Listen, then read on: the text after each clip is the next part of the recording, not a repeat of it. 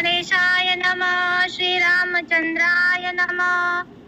क्रोध त्यागिला जमदग्नीने, त्याचे सांगितले निरूपण. एका जनार्दना शरणा, कथानुसंधान अवधारा. ग्रंथकर्ते श्री संत एकनाथ महाराज या ठिकाणी सांगतायत, जमदाग्नी ऋषीला राग आला होता. महाराज कशामुळे राग आला होता? फक्त बायकोनं ऐकलं नाही म्हणून राग आला होता. आणि रागाच्या भरामध्ये त्यांनी त्यांच्या त्या ठिकाणी पत्नीला मारायला लावलं, मुलांना शाप दिला. मग हे सगळं रागामध्ये होतंय. रागाचा एवढा परिणाम असतो, राग एवढा घातक असतो, हे त्यांच्या लक्षात आल्यानंतर ना मग परत राग त्यांनी सोडून दिला. ग्रंथकर्ते या ठिकाणी सांगतायत, विषय संपला. आपण जमदाग्नी ऋषीला राग का आला हा विषय इथे या ठिकाणी सांगितला. म्हणून आता सिंहावलोकने करून पाठीमागचं अनुसंधान लक्ष देऊन ऐका असं सांगतात. कामधेनु आणोनी ऋषी, स्वयं दली रेणुके पासी. तिने पुजोनी धेनुसी, राजोपचारासी मागितले. आणि मग सहस्त्र अर्जुन घरी आला होता. जमदाग्नी ऋषीच्या राजा घरी आलाय.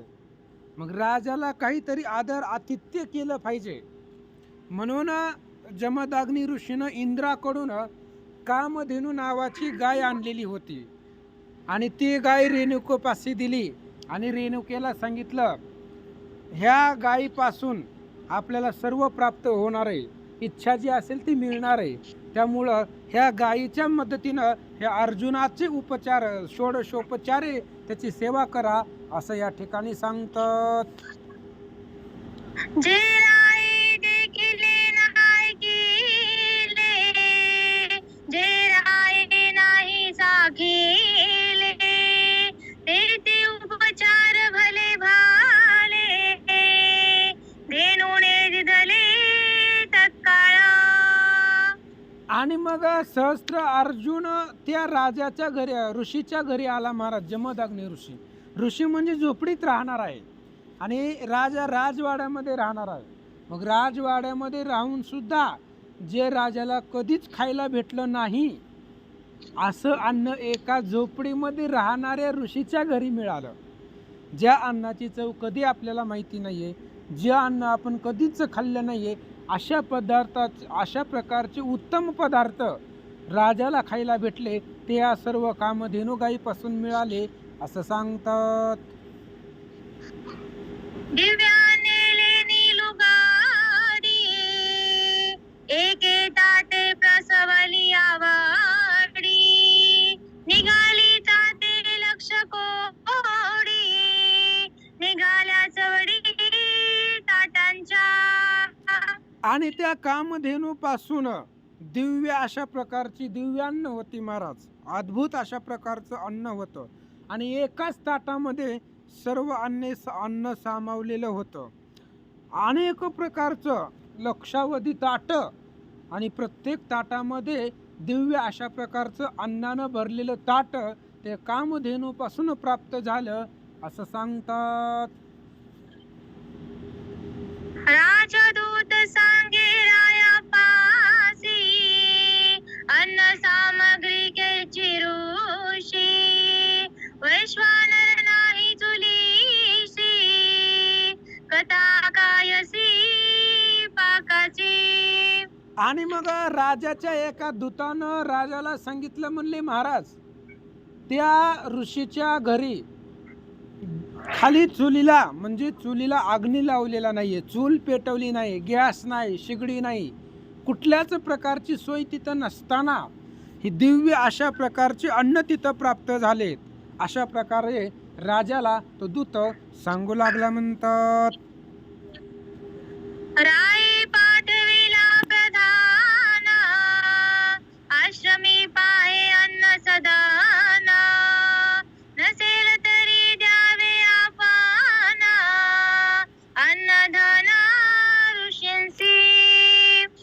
आणि मग हे खरं खोटं करण्यासाठी राजानं आपला जो काही प्रधान होता त्या प्रधानाला त्या आश्रमामध्ये पाठवलं, झोपडीमध्ये. जा म्हणले, काय खरं आहे काय खोटं आहे बघून ये. आणि त्याच्या अन्नसदन जे आहे, जिथं अन्न तयार होतं ते घरामध्ये जा. आणि जर नसेल तिथं, ऋषीच्या घरामध्ये जर काही नसेल तर आपण त्यांना अन्न द्यावं, असं या ठिकाणी बोलू लागले. ऐसे ऐकोनी वचन ऋषी आश्रमा प्रधान स्वने पातला पाना तव ऋषी बोलावणे पातवितो. अशा प्रकारे वचन ऐकलं राजाचं, प्रधानाने ऐकलं. ऋषीच्या आश्रमाला तो प्रधान गेला आणि प्रधान तिथं जाण्याच्या अगोदर सर्व अन्न सिद्धी सामग्री तयार करून जमदग्नी ऋषीनं त्या असणाऱ्या सहस्त्र अर्जुनाला जेवण्यासाठी पाचारण केलं, असं सांगतात. प्रधान मने लागला उशीरा शिष्य वर्ग मनती धराधीरा संपादिला अन्न प्रकारा आता सत्वरा चालावे. आणि त्या असणाऱ्या प्रधानानं सांगितलं, म्हणले खूप वेळ झालं राजा इथं आश्रमामध्ये आलाय. त्यावेळेस तिथली शिष्य वर्ग होते, म्हणजे जमदग्नी ऋषीचे काही शिष्य होते. त्यांनी सांगितलं थोडासा दमदारा, म्हणले आत्ता अन्न तयार होतंय, अन्न तयार झालंय, फक्त जेवणासाठी तुम्ही राजांना इथं घेऊन या, असं या ठिकाणी बोलतात. प्रधानी जाणविले रायासी ऋषीने पाठविले बोलवयासी राय सिद्ध करोनी सर्वांसी आला कटकेसी भोजना. आणि प्रधानानं राजाला जाऊन सांगितलं की महाराज, ऋषीनं आपल्याला जेवायला बोलावलंय. आणि असं सांगितल्यानंतर ना सहस्त्र अर्जुनाने आपलं सर्व सेना सिद्ध केली महाराज. आणि सर्व सेना सिद्ध करून सर्व सेने समवेत भोजन करायला ऋषीच्या आश्रमामध्ये आला म्हणतात. आले देखोनी रायासी ऋषी सामरायोनी प्रीतीसी रायासी पूजले उपचारेसी मधोपरकासी सिद्ध केले. राजा घरला आला महाराज. राजा घरी आलाय म्हटल्याबरोबर जमदग्नी ऋषी अत्यंत प्रेमाने राजाच्या समोर गेले. राजाची यथोपकारे पूजा केली, सर्व अन्न सिद्ध केलं आणि मधुपर्काची वगैरे पूजा त्या ठिकाणी राजाची अर्जुनाची राजाने केली म्हणतात.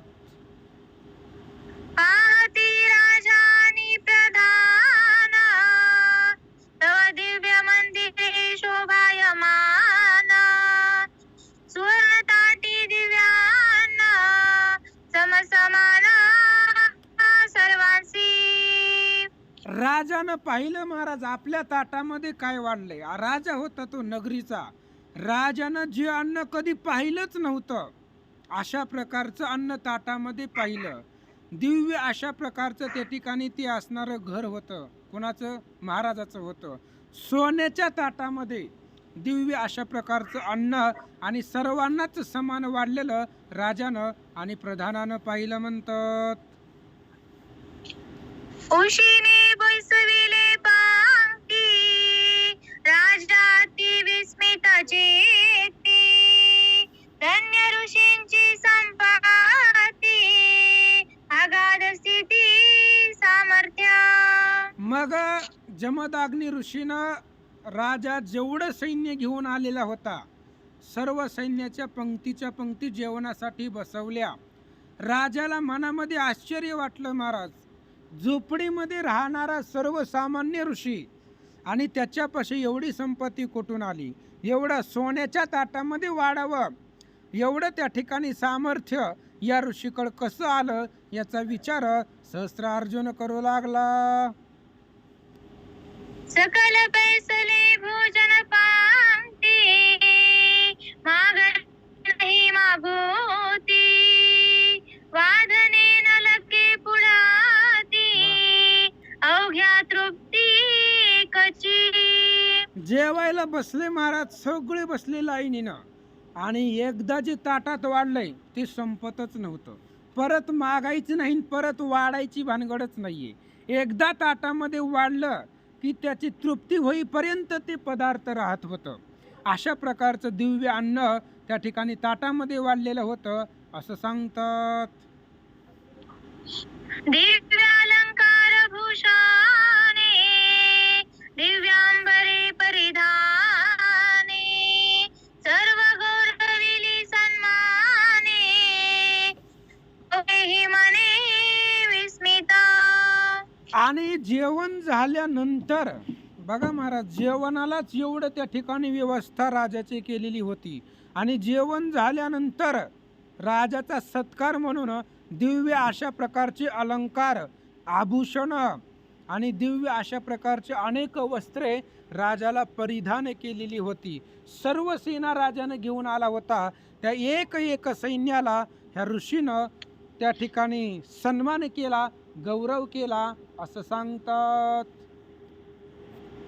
राजा म्हणे प्रधान प्राती, आम्ही राजे चक्रवर्ती, आम्हा श्री नाही संपाती, ते ऋषीपती कैसेनी.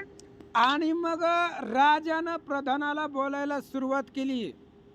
म्हणलं, हे बघ, आपण राजे आहेत, चक्रवर्ती आहेत, आपण संपूर्ण पृथ्वीवर आपला अधिकार आहे, तरी सुद्धा अशा प्रकारची संपत्ती आपल्याकडे नाहीये.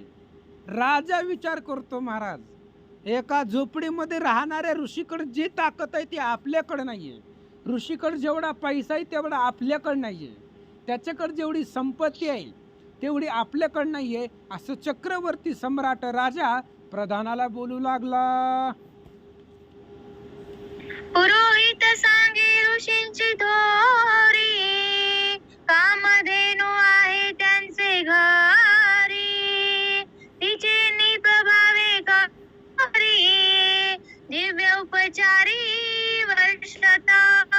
आणि मग त्या प्रधानानं सांगितलं, म्हणले, महाराज, दिसतंय एवढा श्रीमंत ऋषी नाही आपल्याकडे. त्याच्याकडे जी आपल्याला संपत्ती दिसायले तेवढी त्याच्याकडे नाही.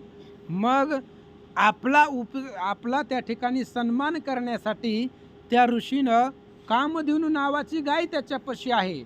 आणि त्या गायीच्या प्रभावानंच, त्या गायीच्या सामर्थ्यानंच ही सर्व त्याला प्राप्त झालं असं प्रधान राजाला सांगू लागला. ऋषी पासी आहे कामधेनू, ऐसे कथा सजूना, ते आम्ही घ्यावी मागूना, ऐसा अभिमान दृढ धरिला. ऋषीनं मनामध्ये विचार केला महाराज, राजानं मनामध्ये विचार केला, ऋषीपाशी जी कामधेनू नावाची गाय आहे ते आपण मागून घेऊ, कारण आपण राजा आहे, प्रजेवरती आपला अधिकार आहे. आपण जर राजाला मागितलं तर राजा देईल. अशा प्रकारचा अभिमान, गर्व अर्जुनाला होता असं सांगतात. राजा म्हणे जमदग्नीसी, शुभ्र केले सुखी आम्हासी, काही एक मागेन तुझ पाशी, ते अवश्य तेसी मज द्यावे. आणि राजानं जमदग्नी ऋषीला बोलायला सुरुवात केली. म्हणले, महाराज, तुम्ही आम्हाला खूप प्रसन्न केलंय, आम्हाला सुखी केलंय, पण एक मागणं आहे. बघा महाराज, एक राजा आहे, सम्राट आहे, आणि एक राजा सर्वसामान्य घरामध्ये राहणाऱ्या ऋषीला याचकासारखं मागू लागलाय. ही भगवंताची नवलय आहे बरं महाराज. राजयाची कांता काय भीक मागे, पण ते सुद्धा भगवंताच्या मनामध्ये आलं तर घडू शकतं. कारण भगवंता पुढं कुणाचंच काही चालत नाही, तोच जगामध्ये सामर्थ्यवान आहे. पण ही लोकांना कळतच नाही महाराज. ब्रह्म शक्रादी वरुण ईश, हे माझे अंशानुअंश, हे तू नेनसी बाळ भाष्य, जगी जगदीश. श्रीराम, रामच सर्वश्रेष्ठ आहे, हे लोकांच्या लक्षामध्ये येत नाही. एक राजा आहे, पृथ्वीचा सम्राट आहे, आणि तो राजा सर्वसामान्य ऋषीला मागणी करू लागला. ऐका म्हणतात.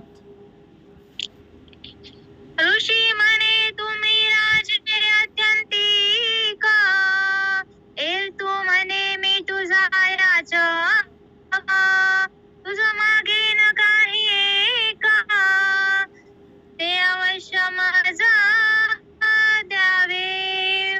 ऋषीनं सांगितलं, म्हणले तुम्ही राजे आहेत, तुम्ही महाराज आहेत, तुम्ही सम्राट आहेत.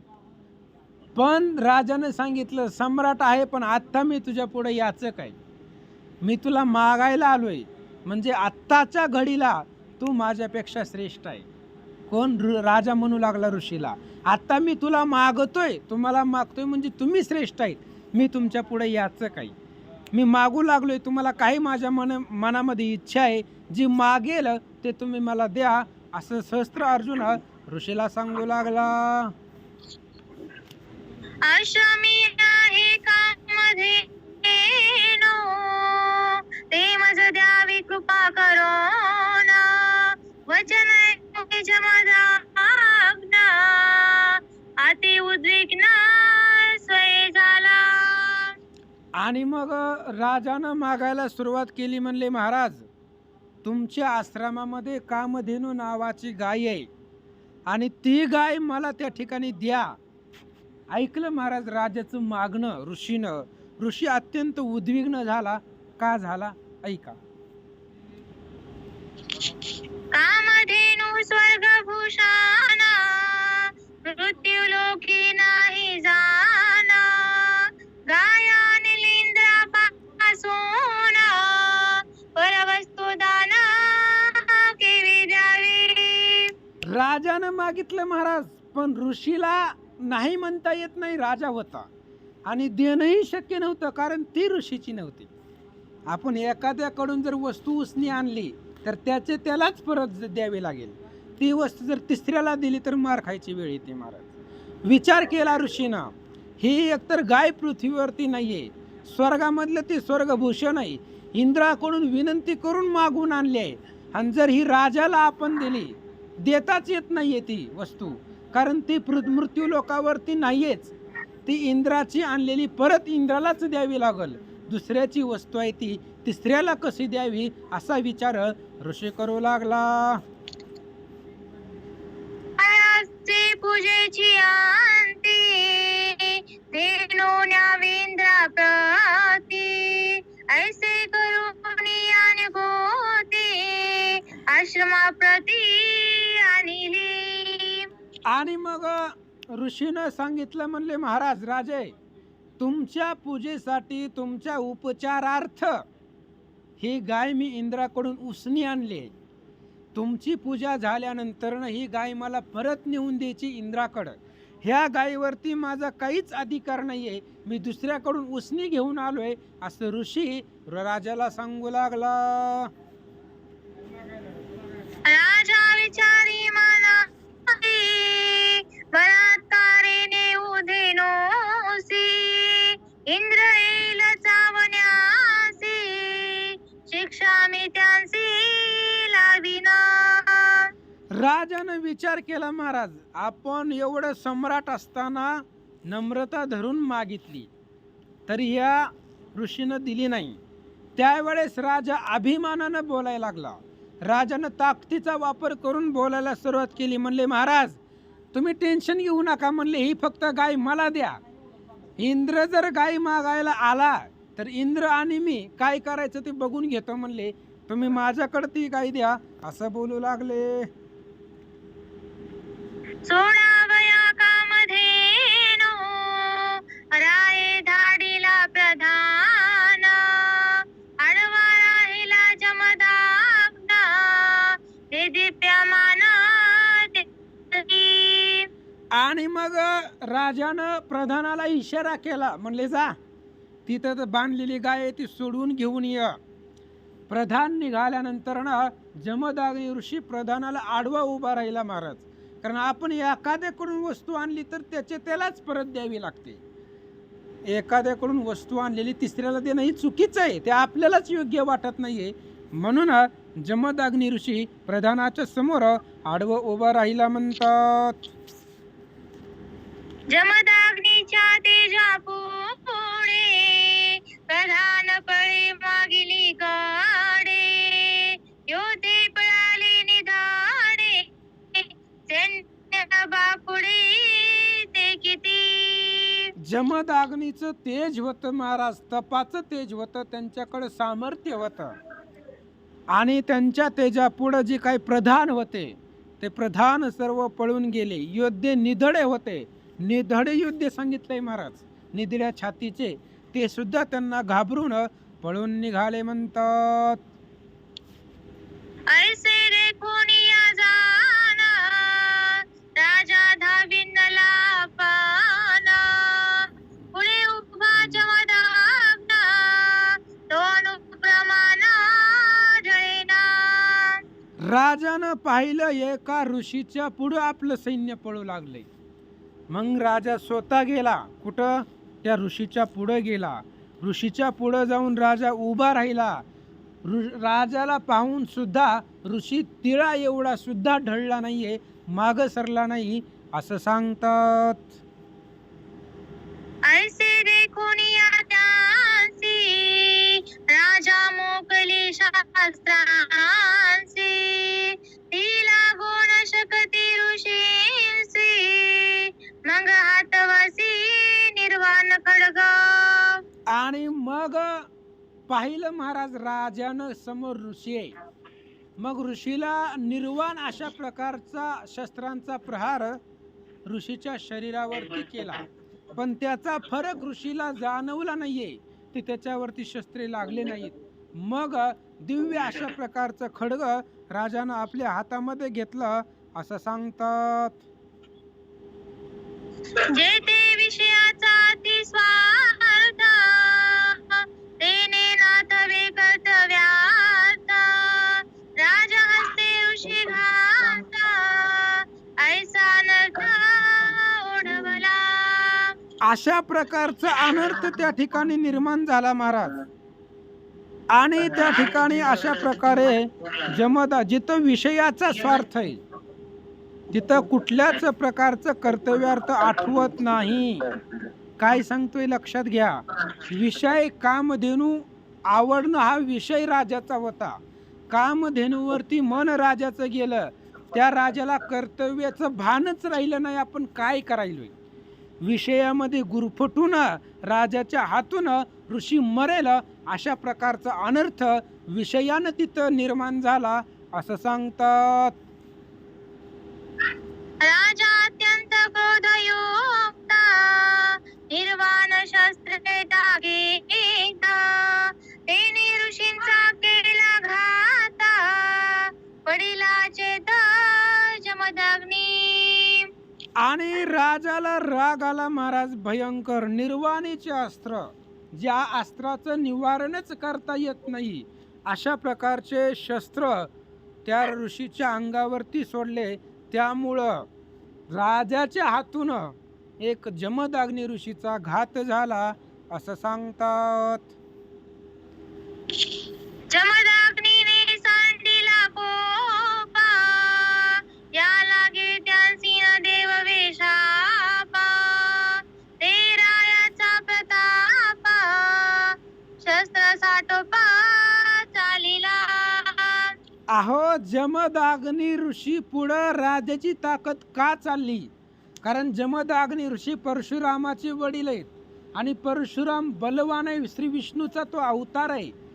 मग तरी सुद्धा एका राजाच्या हातून त्यांनी का मरावं?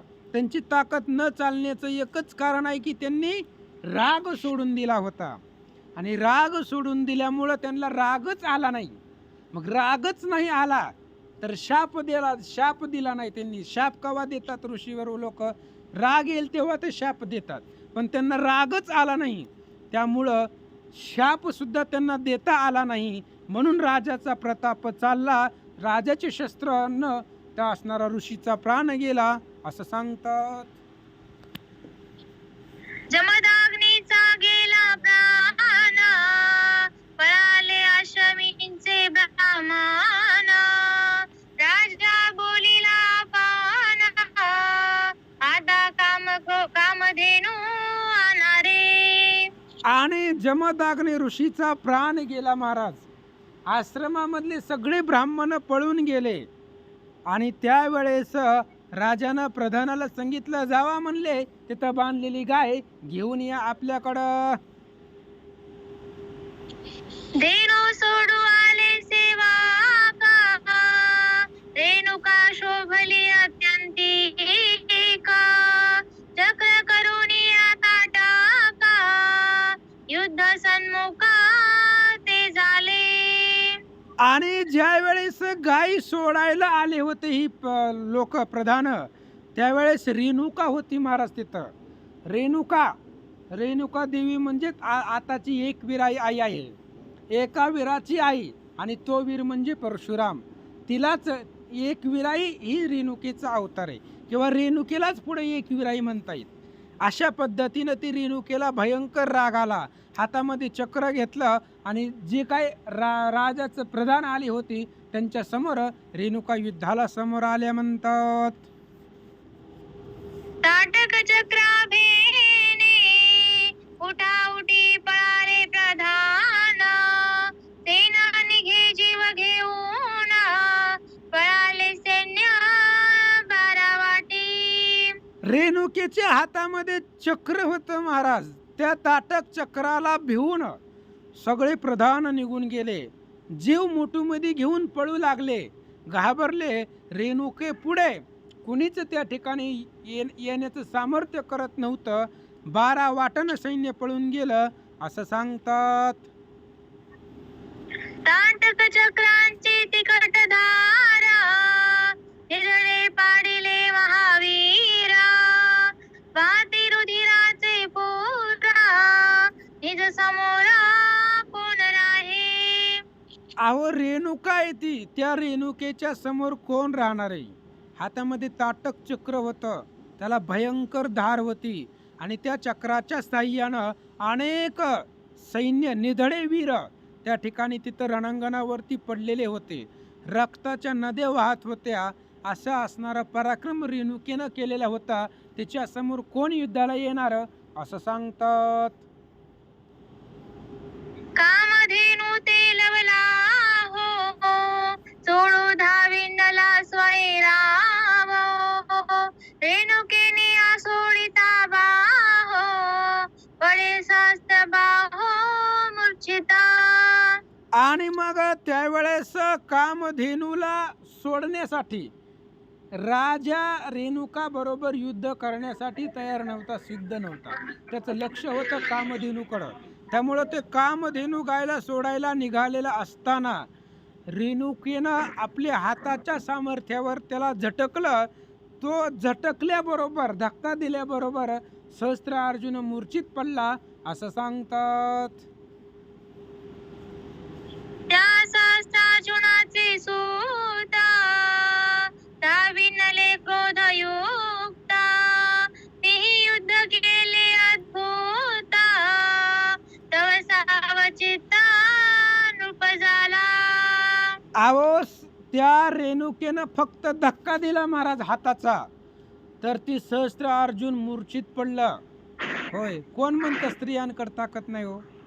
अहो फक्त रेणुकेनं धक्का दिला त्याला, हजारो हाताचा सम्राट चक्रवर्ती असणारा राजा फक्त धक्केनं मूर्छित पडला. एवढं सामर्थ्य होतं तिच्याकडं. आणि मग राजा मूर्छित पडल्यावर त्या राजाची जी काही लेकरं होती, मुलं होती, ते युद्धाला आले. तोपर्यंत राजा सावध झाला असं सांगतात. निर्वाण शस्त्रांचे घाये, राव सोडी लवला आहे. तिसी न लागती पाहे, देखो निरावा गजबजरा. आणि मग सहस्त्र अर्जुनानं बाहुबलावरती युद्ध करायला सुरुवात केली. निर्वाण शस्त्र, भयंकर, दारुण, प्रलयकारी, जे शस्त्र होते ते शस्त्र राजा रेणुकेच्या अंगावरती सोडू लागला, पण तिसी न लागती पाहे, ते शस्त्र रेणुकेपर्यंत येत नव्हती किंवा रेणुकेला लागत नव्हती. त्यामुळं राजा घाबरला म्हणतात. मज सहस्त्रार्जुनांचा यावा, न सहवे देवा दानवा, मा मनुष्यांचा कोण केवा, त्या मज लघुत्वा निलेस्ते. आणि सहस्त्र अर्जुनाने विचार केला, महाराज अहो मी एवढा बलवान आहे, देव दानव गण गंधर्व यक्ष किन्नर सूर आसुर माझ्या पुढं टिकत नाहीयेत, आणि तिथं एक मनुष्याची स्त्री आहे, एका स्त्रीनं मला लघुत्व आणलं, मला कमीपणा आणला. अशा प्रकारचा विचार राजा करू लागला. चामुंडास्त्राचा प्रलय घात, बळे सहस्त्रार्जुन अनीत, साहोनी 21 घात, बळे मूर्छित जगदंबा. आणि मग सहस्त्र अर्जुनानं चामुंड अस्त्राचा प्रलय करणारा जो घात आहे, अशा प्रकारे चामुंड अस्त्राचा घात बळजबरीनं रेणुकेला मारले. 21 घाव रेणुकेनं आपल्या अंगावरती सहन केले, आणि राजाचे 21 घाव लागल्यानंतर रेणुका असणारी जगदंबा जमिनीवरती मूर्छित पडली म्हणतात.